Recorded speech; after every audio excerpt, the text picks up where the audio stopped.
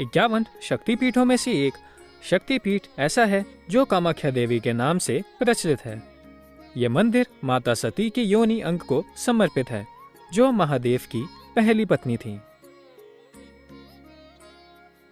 जब माता सती की मृत्यु हो गई थी और महादेव उनके मृत्यु शरीर को लेके घूम रहे थे और इस वजह से वो अपनी सारी रिस्पॉन्सिबिलिटीज पर ध्यान नहीं दे रहे थे और इसी बात से परेशान होके भगवान विष्णु ने अपने अदृश्य सुदर्शन चक्र चलाया, जिससे माता के मित्र शरीर के कई सारे भाग होते गए और वो धरती पे गिरने लगे। माता के शरीर का एक एक भाग जहां जहां गिरा वहां शक्तिपीठ की स्थापना हुई। इसी तरह असम के गुवाहाटी के नीलाचा पर्वत में माता के शरीर का यौन अंग गिरा, तभी यहाँ शक्तिपीठ की रचना हुई, जो आज कामाख्या देवी के नाम से जानी जाती है।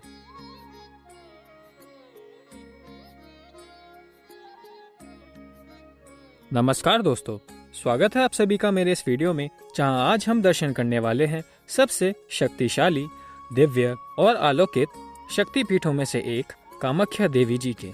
कामाख्या मंदिर तक की सारी जानकारी आपको मैं इस वीडियो के माध्यम से बताने वाला हूं और कामाख्या देवी के साथ आप यहां पर और कौन कौन दिव्य मंदिरों के दर्शन कर सकते हैं, यहां पर कितने दिनों का टूर इनफ रहेगा, यहां रहने खाने पीने की क्या व्यवस्था है और मंदिर दर्शन करने के लिए सबसे बेस्ट और कम बजट क्या होगा, ये सब की जानकारी आपको मेरे इस वीडियो में मिल जाएगी। तो इसलिए बिना स्किप किए मेरे साथ वीडियो में बने रहें। और अगर अभी तक आपने मेरे चैनल को सब्सक्राइब नहीं किया है तो कृपया करके सब्सक्राइब कर लें और साथ ही साथ नोटिफिकेशन भी ऑन कर दें, जिससे मैं भी कोई वीडियो अपलोड करूं उसका आपके पास नोटिफिकेशन पहुंच जाए।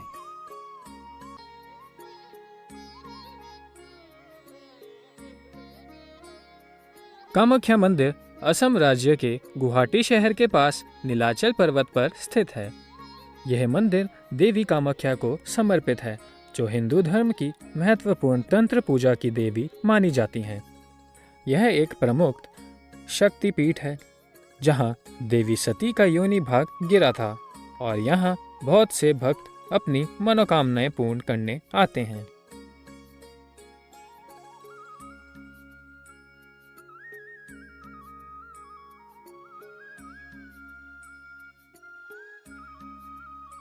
दोस्तों, सबसे पहले बात करते हैं यहाँ तक पहुँचने की। तो यहाँ तक पहुँचने के कई जरिए हैं, जिसमें से सबसे पहला आता है ट्रेन। यहीं पर कामाख्या रेलवे स्टेशन बना हुआ है, जो कि कई शहरों से अच्छा कनेक्टेड है और रेलवे स्टेशन के बाहर से ही ऑटो रिक्शा या टैक्सी के माध्यम से कामाख्या मंदिर तक पहुँच सकते हैं। मंदिर स्टेशन से लगभग 6-7 किलोमीटर दूर है। शेयरिंग ऑटो में 50 से 100 रुपये और रिजर्व में आपको 150 से 200 रुपये का चार्ज देना पड़ेगा। और अगर आपके शहर से कामाख्या देवी के लिए ट्रेन अवेलेबल नहीं है तो आप गुवाहाटी तक आ सकते हैं। गुवाहाटी रेलवे स्टेशन से कामाख्या देवी की दूरी 10 किलोमीटर है, जो कि आप प्राइवेट या शेयरिंग टैक्सी या बस से कवर कर सकते हैं।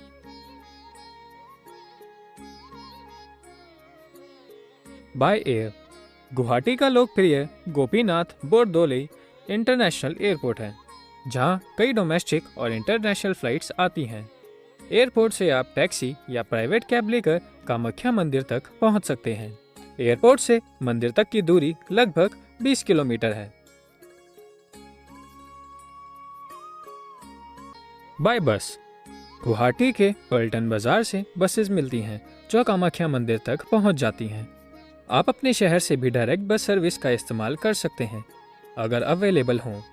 गुवाहाटी सिटी के अंदर भी लोकल ट्रांसपोर्ट, ऑटो, बस या टैक्सी काफ़ी एक्सेसिबल है।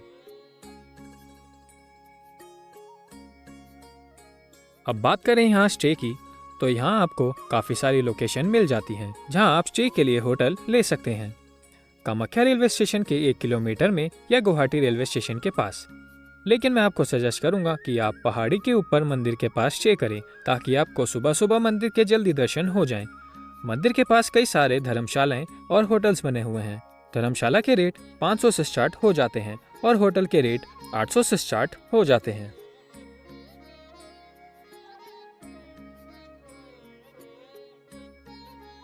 दोस्तों, मंदिर में दर्शन करने का सही समय और तरीका बताऊं तो मंदिर में दर्शन करने का समय सुबह 8 बजे से दिन के 1 बजे तक होता है। फिर 1 से 2:30 तक मंदिर बंद रहता है और 2:30 बजे भोग लगने के बाद आप सभी शाम के 5:30 तक माता रानी के दर्शन कर सकते हैं।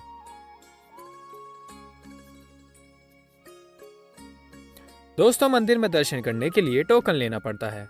यहाँ पर 2 तरह के टोकन मिलते हैं, वीआईपी टोकन और जनरल टोकन। वीआईपी टोकन के लिए आपको 501 रुपये का चार्ज देना पड़ता है और जनरल टोकन आपको फ्री में मिल जाता है। जनरल टोकन लेने के लिए आपको सुबह 3 बजे से लाइन में लगना पड़ता है। जनरल टोकन जो आपको मेन रोड पे बने टोकन काउंटर पर मिल जाएगा। हर एक व्यक्ति को एक टोकन लेना पड़ता है। और वीआईपी टोकन जो मंदिर परिषद में सुबह 6 बजे के बाद से मिलता है। वीआईपी टोकन के लिए भी सुबह 4 बजे से लाइन लगना शुरू हो जाती है। और अगर आप चाहें तो वीआईपी टोकन के लिए ऑनलाइन बुकिंग भी कर सकते हैं। इससे आपको लाइन में लगने की जरूरत नहीं पड़ेगी। यहाँ पर रोज के 2000 जनरल और 300 वीआईपी टोकन मिलते हैं।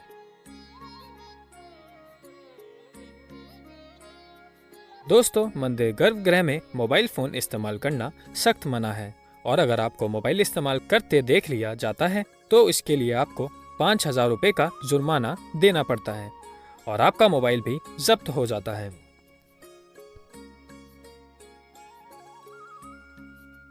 दोस्तों, मंदिर में बहुत भीड़ होती है और अगर आपने जनरल टोकन लिया है और आप जनरल लाइन में दर्शन कर रहे हैं तो आपको 6 से 7 घंटे आराम से लग जाएंगे और वीआईपी लाइन में भी आपको 3 से 4 घंटे लग जाते हैं।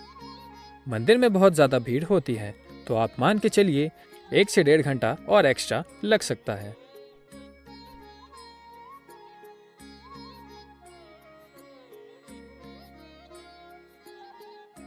तो दोस्तों, फूल माला और प्रसाद लेके अब हम सबसे पहले करते हैं माता रानी के दर्शन।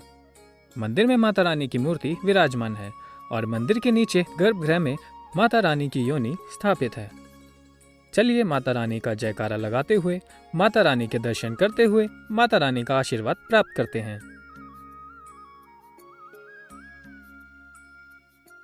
दोस्तों, ये मंदिर बहुत ही ज्यादा अलौकिक मंदिर है और कालिका पुराण के अनुसार माना जाता है जो भक्तजन सच्चे और साफ दिल से यहाँ प्रार्थना करते हैं, माता रानी उनकी पुकार जरूर सुनती हैं और उनकी सारी मनोकामना जरूर पूरी करती हैं। साथ ही साथ ये मंदिर तंत्र मंत्र योग साधना का विशेष स्थान माना जाता है और यहाँ पर दर्शन मात्र से ही सारी नेगेटिव एनर्जी दूर हो जाती है। दोस्तों, कामाख्या देवी को तांत्रिकों की मुख्य देवी भी कहा जाता है। मंदिर में देश विदेश से करोड़ों भक्त, साधु संत और किन्नर भी यहाँ दर्शन करने आते हैं। लोगों का मानना है कि मंदिर के दर्शन करने से पहले अगर वो यहाँ पर स्थित सौभाग्य कुंड में स्नान कर लें तो उनके सारे पाप धुल जाते हैं और फिर वो सच्चे मन से मंदिर में जाके दर्शन कर सकते हैं।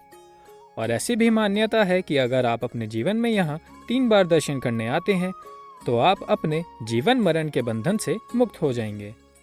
तो दोस्तों, इस अलौकिक दिव्य और शक्तिशाली मंदिर में दर्शन करने जरूर आएं।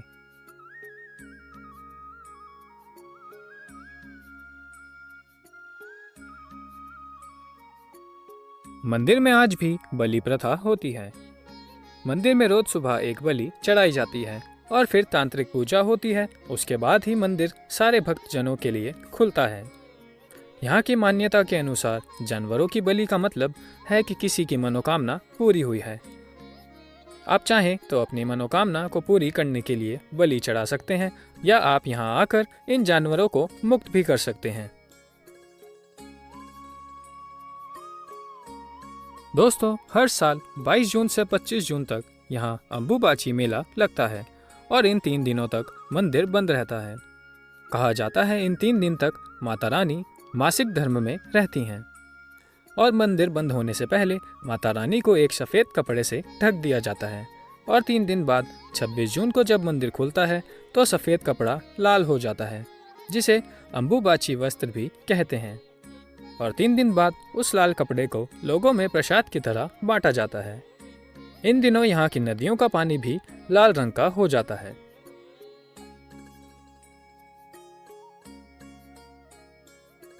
तो दोस्तों, यहाँ आप शाम के 7:30 बजे भव्य आरती में दर्शन कर सकते हैं और यहाँ पर भंडारा भी होता है। आप भंडारे का प्रसाद भी ग्रहण कर सकते हैं।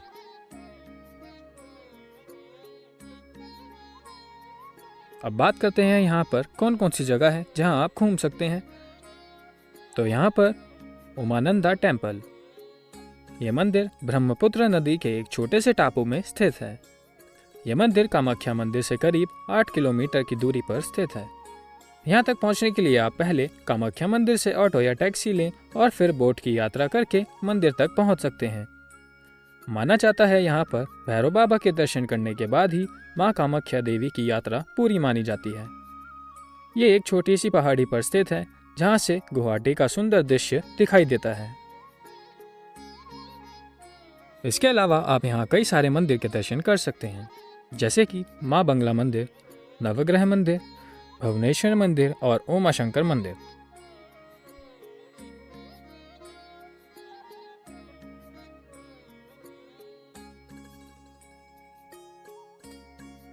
दोस्तों, बात करें यहाँ पर खाने पीने की, तो आपको यहाँ शुद्ध और शाकाहारी भोजन कहीं भी आराम से मिल जाएगा और आप यहाँ 1 से 2 दिन में आराम से सारे मंदिरों के दर्शन कर सकते हैं।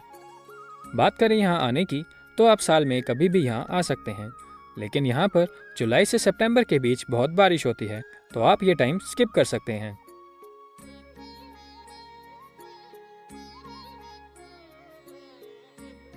दोस्तों, बात करें 2 दिन के टूर के बजट की, तो आप अगर होटल में स्टे करते हैं तो आपका टोटल बजट 4000 के करीब आएगा, प्लस टिकट एक्स्ट्रा पड़ेगा। और अगर आप धर्मशाला में स्टे करेंगे तो आपको 3000 तक का खर्चा आएगा, प्लस टिकट एक्स्ट्रा पड़ेगा।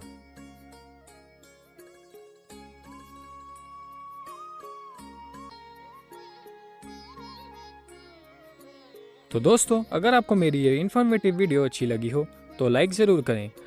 क्या आप भी कामाख्या देवी के दर्शन कर चुके हैं या वहां जाने का प्लान कर रहे हैं? तो मुझे आशा है ये वीडियो आपके काम ज़रूर आएगी। धन्यवाद।